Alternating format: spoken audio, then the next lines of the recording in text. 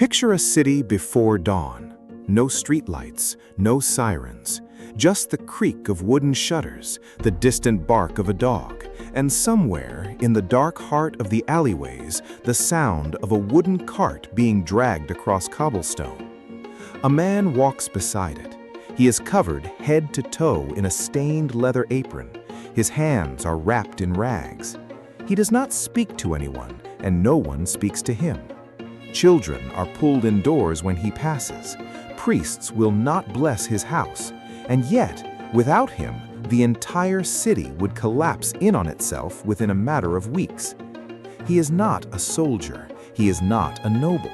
He will never appear in a painting, never be mentioned in a royal chronicle, never have his name carved into stone. But he is, in his own way, one of the most important men in medieval Europe. Tonight, we are not going to talk about kings. We are not going to talk about knights or castles or crusades. We are going to climb down, beneath the cathedrals, beneath the marketplaces, beneath the polished version of history that gets taught in classrooms, and we are going to meet the people history tried to forget. The people who cleaned the filth so cities could breathe. The people who tasted poison so kings could eat. The people who touched the dead so the living could sleep at night. Because if you really want to understand how a civilization survives, you don't look at the throne. You look at who's cleaning underneath it. To understand these forgotten lives, you first have to unlearn the image of medieval Europe that movies have given you. Forget the golden light, the clean stone towers, the noble banners snapping in the wind. The real medieval world was loud, packed, and overwhelmingly alive with smell. Wood smoke, unwashed wool, livestock, and human waste, all rising together in the narrow space between timber houses that leaned so close overhead you could barely see the sky. By the height of the medieval period, cities like London, Paris, and Florence were home to tens of thousands of people crammed inside walls that had been built for a fraction of that number centuries earlier. There was no plumbing system as we would recognize it. There was no waste collection service. There was no concept, yet, of germs or sanitation in the scientific sense. And yet, these cities did not simply drown in their own filth and disappear. Somebody made sure of that. That is where our story begins, not with the people who ruled medieval Europe, but with the people who made it physically possible to live in it at all. And the first of these people had perhaps the worst job title in human history. They called him the gong farmer. The word gong in Old and Middle English didn't mean a bell or an instrument. It meant a privy, a toilet. And a gong farmer was a person whose entire profession was to climb down into the cesspits beneath houses, taverns, and public latrines and physically remove human waste by hand, bucket by bucket, in the dead of night. This was not a side job. It was a licensed, regulated trade in cities like London, with its own rules written into civic law. Gong farmers, sometimes called gongfemmers, could legally only do their work between the hours of 9 at night and 5 in the morning. The reason was not subtlety, it was survival. The smell and the danger of foul air in enclosed pits made daylight work both socially unacceptable and physically perilous. Imagine the scene. A man descends by rope or ladder into a brick-lined pit beneath a house, the only light coming from a small lantern that might at any moment ignite the trapped gases below. He fills bucket after bucket, hour after hour, hauling them to a cart waiting in the street. He does this while the city sleeps, so that the city can wake up to streets that are, relatively speaking, livable. And here is the detail that should stop you in your tracks. Gong farmers were often among the better-paid laborers in a medieval city. Historical records from London show payment that could exceed what many skilled craftsmen earned for the same number of hours. The work was so physically dangerous, men did die from asphyxiation in collapsed or gas-filled pits, that the pay had to reflect the risk nobody else was willing to take. So why, despite the pay, were these men treated as outcasts? Why were they often required to live on the edges of the city, away from other residents, denied entry into respectable trade guilds, sometimes even shunned by churches? The answer reveals something uncomfortable about how every society, not just medieval ones, decides who deserves dignity. It wasn't about the value of the work. Everyone understood the value of the work. It was about something deeper, a fear of contamination that wasn't just physical, but social. Touch the unclean, and you become unclean in the eyes of your neighbors.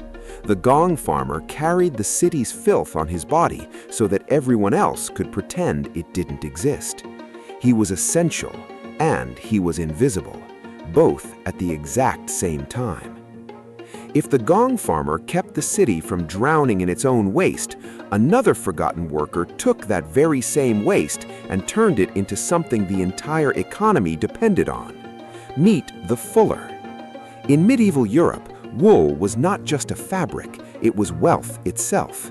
England's entire economy in the high medieval period was built on the wool trade, with raw fleece shipped to weaving centers across Flanders and Italy, transformed into cloth and sold across the continent. But raw wool, fresh off a sheep's back, is not the soft, clean material you imagine. It's coated with natural grease called lanolin, along with dirt, sweat, and plant matter. To turn that raw fleece into usable cloth, it had to be cleaned and thickened in a process called fulling. And the substance medieval fullers discovered worked best for this job was almost unbelievably stale human urine. Fullers, sometimes called tuckers or walkers depending on the region, would collect urine from public collection points placed specifically for this purpose and use it as a cleansing and degreasing agent. The ammonia that naturally forms as urine ages breaks down the grease in wool fibers far more effectively than plain water ever could. Workers would stand for hours, treading and beating cloth submerged in tubs of this liquid, a physically exhausting process that gave the trade its other name, walking the cloth, because of the constant stomping motion required. Picture it, rows of workers, sleeves rolled up, standing knee-deep in vats, rhythmically pounding cloth with their feet for hours on end, the smell thick enough to mark an entire district of a city. In fact, in many medieval towns, you could find the tanning and fulling districts simply by following your nose. They were intentionally located downwind, often near rivers, where the worst of the smell and runoff could be carried away from the wealthier quarters. It's easy to laugh at this detail from a modern distance, but stop and consider what it actually represents. Every fine woolen cloak worn by a wealthy merchant, every tapestry hanging in a noble's hall, every robe worn by a clergyman, all of it passed at some point through the hands of a fuller standing in a vat of treated urine, making the fabric soft enough and clean enough to be considered fit for nobility. The luxury at the top of medieval society was built, quite literally, on labor society refused to look directly at. And this pattern, visible wealth resting on invisible, unglamorous labor, is about to repeat itself in an even stranger profession, one involving blood, leeches, and a razor. In a small shop near the marketplace, a man sharpens a razor against a leather strap. Behind him, in shallow ceramic dishes lined with damp moss, dozens of leeches shift and curl in the candlelight. A customer enters, not for a haircut, but for surgery. This was the world of the medieval barber surgeon, one of the strangest and most necessary professional combinations in history. In an era before formal medical licensing as we understand it, the line between barber and surgeon barely existed. The same skilled hands that trimmed your beard might also pull your aching tooth, set a broken bone, or perform bloodletting using leeches or a blade. This wasn't quackery practiced by con men. It was the accepted medical science of the time, rooted in a theory passed down from ancient physicians, the idea that the body was governed by 4 humors or fluids, and that illness arose when those fluids fell out of balance. Bloodletting, Draining what was believed to be excess or corrupted blood was considered one of the most effective treatments available, used for everything from fevers to headaches to mental distress. University-trained physicians, who were few, expensive, and reserved largely for the wealthy, considered the actual hands-on work of cutting and bloodletting beneath their dignity. So they diagnosed and they delegated the physical procedure to barber surgeons, tradesmen who occupied a strange middle space in medieval society. Respected enough to be trusted with people's bodies, looked down upon enough to never be considered true physicians. And then there was an even more specific, even more forgotten trade hiding inside this world: the leech collector. Someone had to gather the leeches used in this practice, and that job fell to some of the poorest people in medieval and early modern European society, often women wading barefoot or in old horses' legs used as bait into stagnant ponds and marshes, allowing the creatures to attach to their skin before being carefully removed and sold to barber surgeons and apothecaries. It was physically grueling, left collectors weakened from repeated blood loss, and carried real risk of infection. And yet, it was one of the only trades available to women and the rural poor who had no other access to paid work. Here is where the story stops being simply strange and starts being genuinely moving. Bloodletting and leech therapy, by modern medical understanding, did far more harm than good in the vast majority of cases it was used for. The people practicing and providing for this trade believed completely sincerely they were healing the sick. They were not con artists. They were doing their absolute best with the knowledge available to them in their time. This is the part of history that's hardest to sit with. Most people in the past weren't villains, and they weren't fools.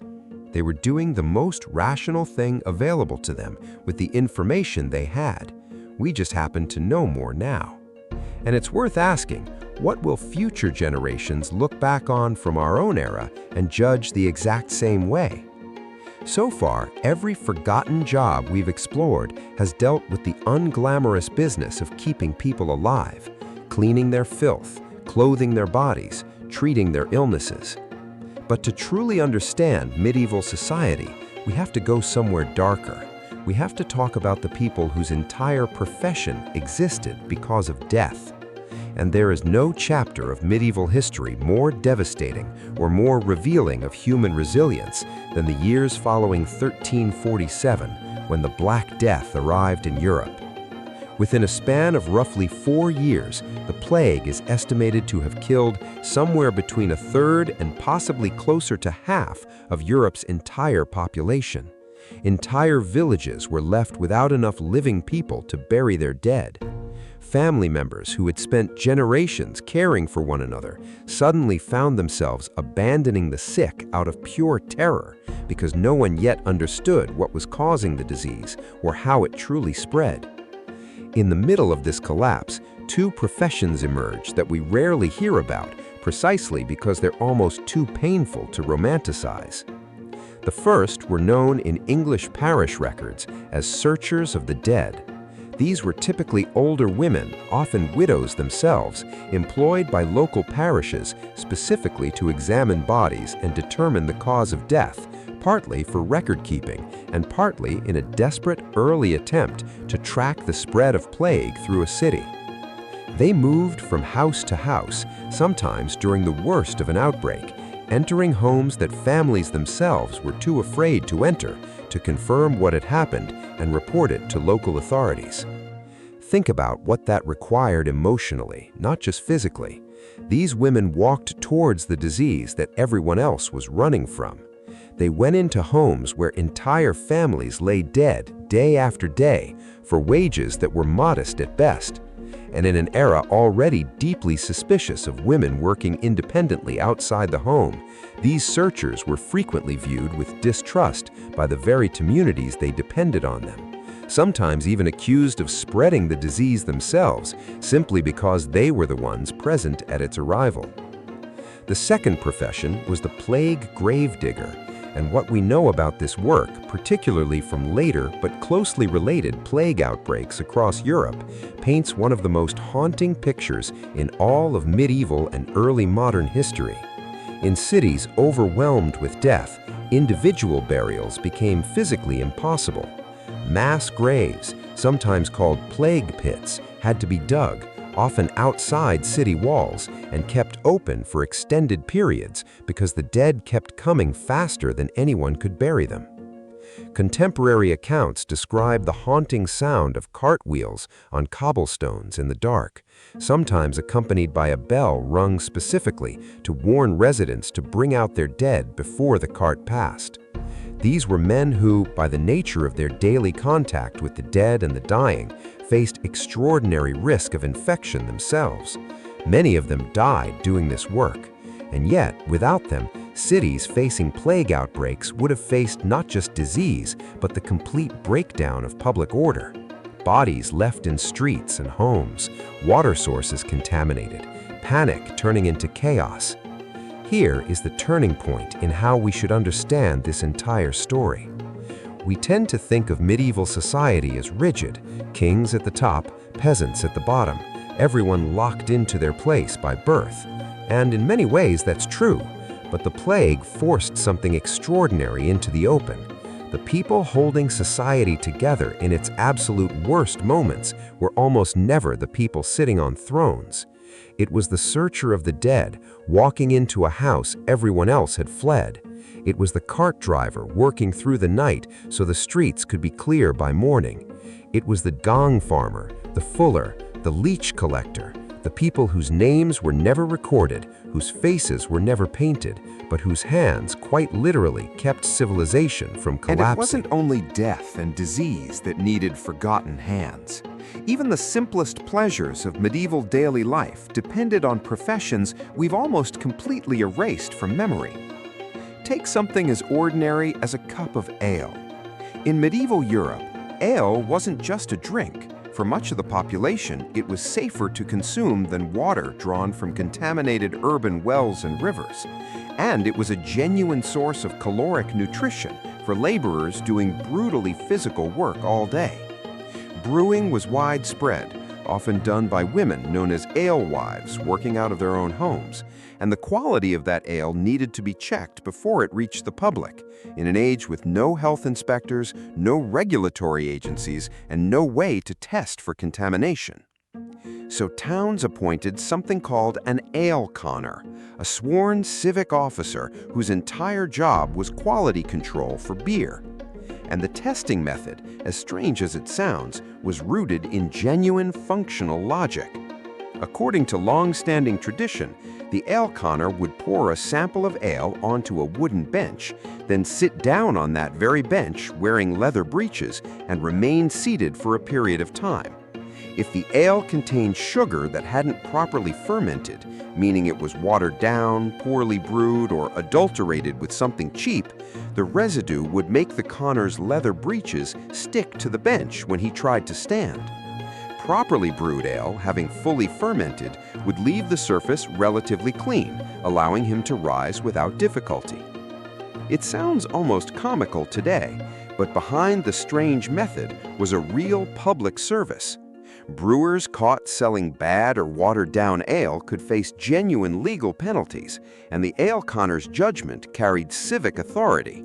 This was consumer protection, centuries before the concept existed in any formal legal sense, built not from laboratories, but from observation, trial, and a willingness to use your own body as the testing instrument.